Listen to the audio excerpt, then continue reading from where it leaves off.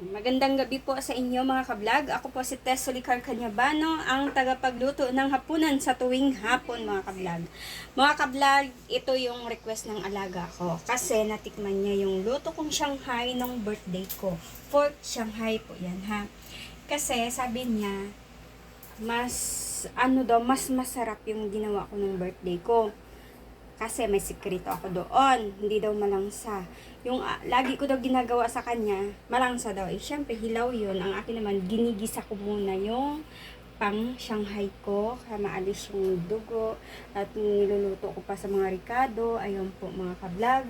Para masarap ang ating Shanghai. Huwag po tayo mag-ano nung hilaw. Kasi doon kasi lalo na hindi siya nalublob sa mantika. Doon talaga. Ito ang mas magandang way na gagawin ninyo. Pasample ko lang sa inyo.